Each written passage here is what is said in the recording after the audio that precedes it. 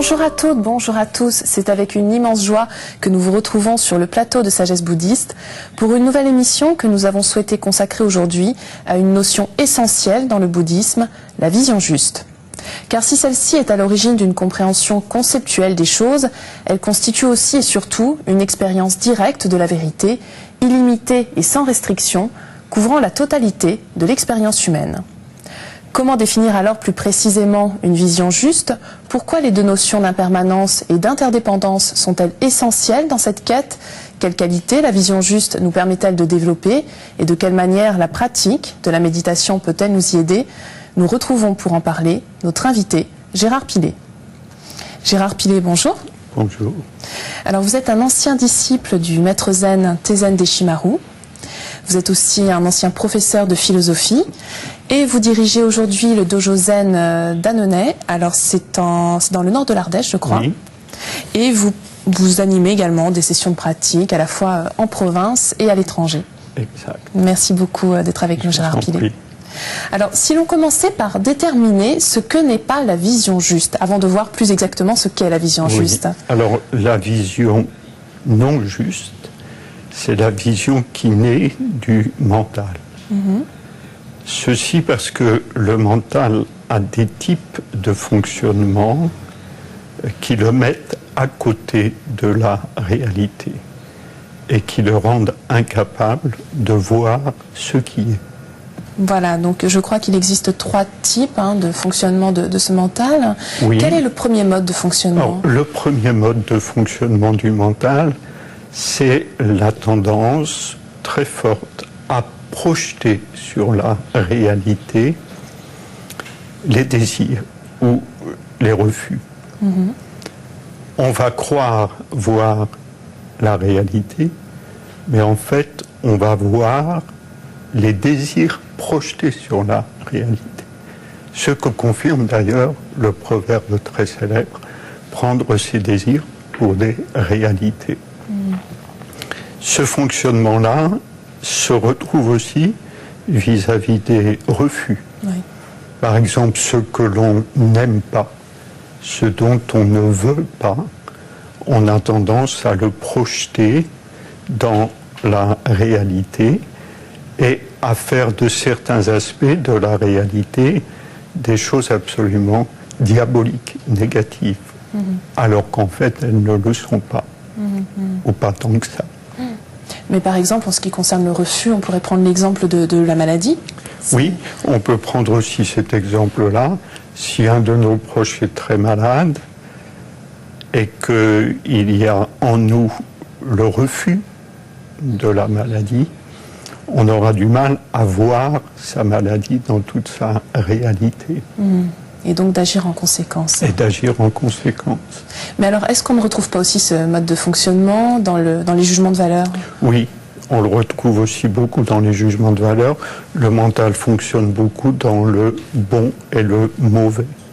C'est bon pour moi, c'est pas bon pour moi. Cet événement a été bon pour moi, n'a pas été bon pour moi. Et en fait, cela s'avère souvent absolument faux, parce que ce qui peut nous paraître comme ayant été un événement juste sur le moment peut très bien s'avérer être un événement qui n'est pas bon pour nous, mais qui est mauvais pour nous, parce que les conséquences de cet acte se seront entre-temps mises en place. Il y a dans le zen une histoire célèbre, c'est l'histoire d'un fermier sage qui perd son cheval, c'était le seul qu'il avait. Les villageois se lamentent en lui disant « Ah, tu n'as vraiment pas de chance », et lui de leur dire « Je ne sais pas ».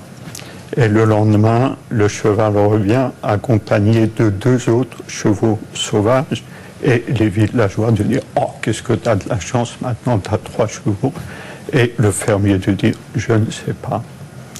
Et le surlendemain, en essayant de dompter, de domestiquer son cheval, il tombe de cheval, se casse la jambe, et les gens des alentours se lamentent pour lui en disant « Oh, c'est un drame pour toi, qu'est-ce que tu vas faire, qui va tenir la ferme, etc. Et lui te dit, je ne sais pas si c'est un drame. Et quelques semaines après, la guerre se déclare et lui ne peut pas partir à la guerre parce qu'il a cette fracture à la jambe. Alors, on voit à travers cette succession d'événements que ce qui nous paraît bon peut devenir mauvais, ce qui nous paraît mauvais peut devenir bon, ce qui nous encourage à une suspension du jugement. Bien sûr. Et alors, quel est le dernier aspect de cette méprise de la vision juste, Gérard Pillet? Alors, c'est le dualisme, c'est-à-dire le fait de découper la réalité en des termes opposés et contradictoires. Ainsi, par exemple, il est d'usage de considérer, d'opposer fortement la vie et la mort. Mais en ce qui concerne l'existence phénoménale, il n'y a pas de vie sans mort, il n'y a pas de mort sans vie. Les deux, en fait, ne forment qu'un tout. C'est ce qu'on pourrait appeler le processus de la vie, cette fois la vie avec un grand V. Oui. Et la vie avec un grand V, c'est un ensemble de naissance et de mort. Et quand on voit ça, la mort n'est plus un drame. Et la vie prend sa place naturellement dans un ensemble qui dépasse la contradiction naissance-mort. Alors, on vient de voir ce que n'était pas la vision juste. Maintenant, est-ce que l'on peut tenter de définir ce qu'est la vision juste? Qu'est-ce que vous nous diriez, Gérard Pillet?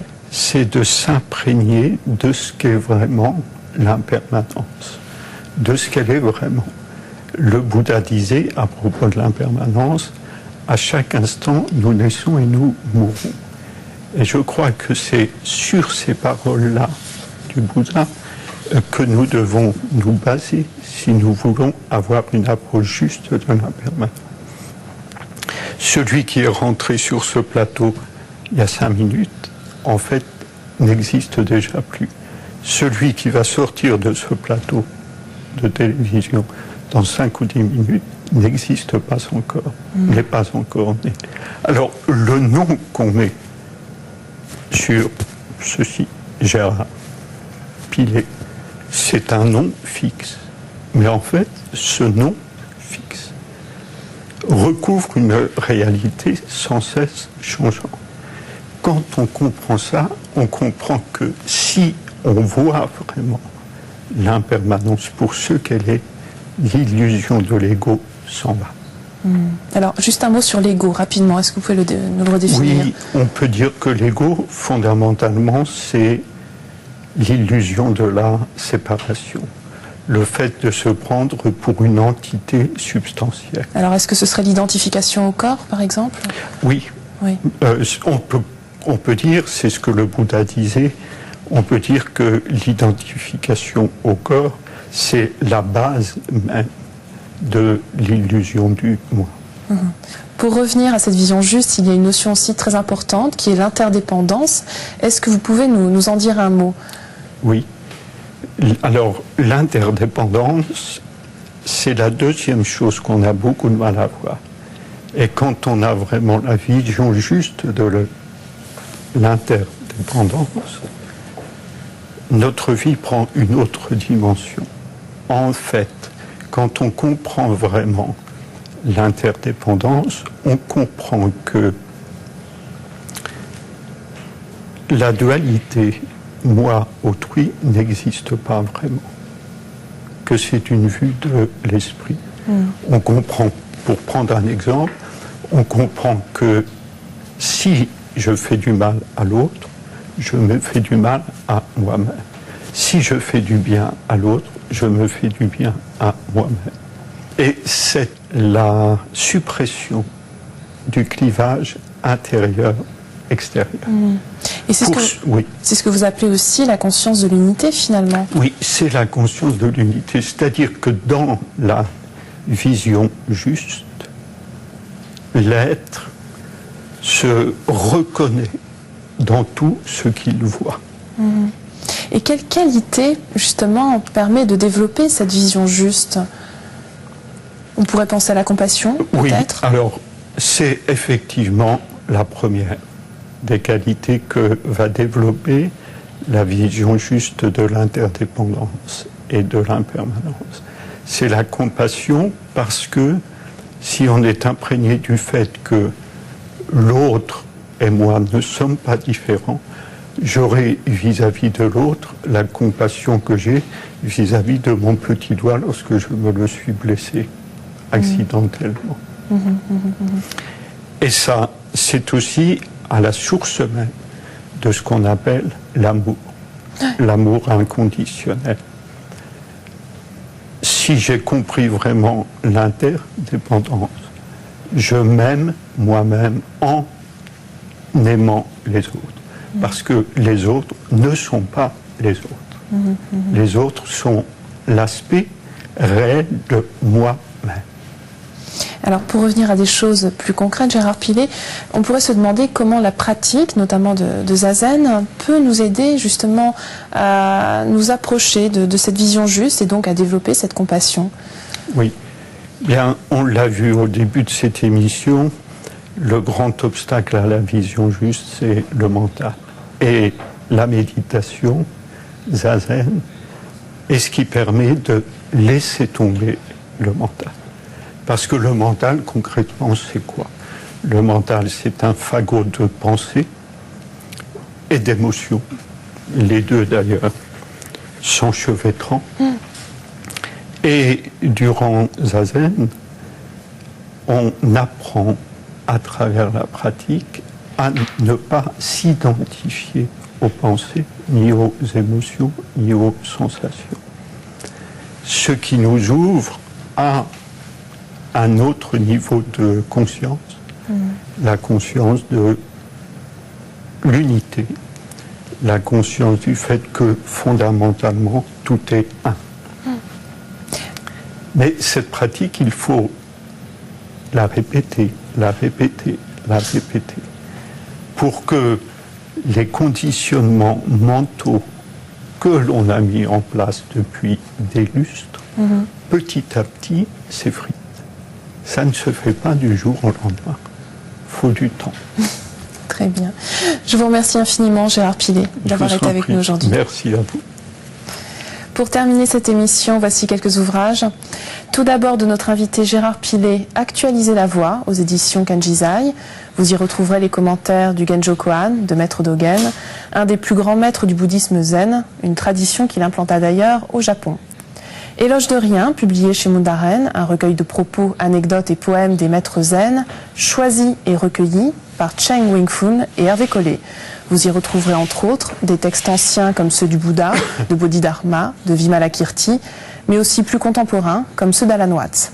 Le monde du zen, de Myriam Levering, Maryse et Matsumi Shibata, publié aux éditions Grund. Vous retrouverez dans cet ouvrage une grande variété de textes majeurs de la philosophie zen, à travers une sélection de poèmes chinois et japonais de toutes les époques, accompagnés de 50 photographies en couleur. Et enfin, Le chant du vent dans l'arbre sec, aux éditions L'Originel. Vous pourrez y découvrir les enseignements de Philippe Coupet, moine dans la lignée Zen Soto de Tezen Deshimaru, à travers notamment les commentaires du Sensho Dohei, un recueil de poèmes composés par Maître Dogen au XIIIe siècle, et ceux du Komyozo Zamai, écrit par son disciple Kunenjo, toujours à la même époque. Vous pouvez voir et revoir cette émission pendant toute une semaine sur le site internet de France 2, rubrique Tous les programmes et Chemin de la foi. Je vous souhaite une excellente journée, à dimanche prochain.